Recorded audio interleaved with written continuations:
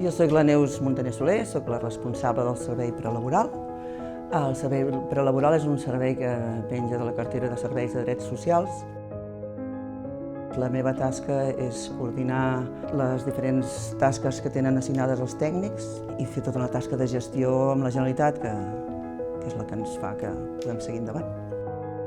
Quan les persones entren al servei i decidim que aquestes persones poden entrar a qualsevol dels tallers laborals que tenim, poden fer taller de fusteria o taller de jardineria, que són els que oferim en aquests moments.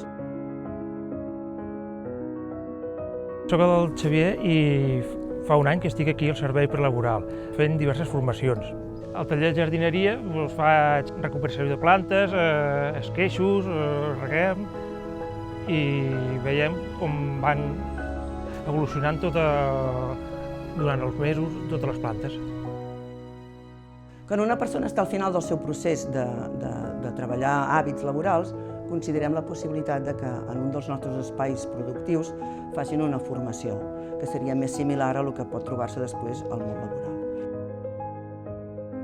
Aquesta és la nostra feina, de donar oportunitats a les persones que, pel motiu que sigui, tenen menys.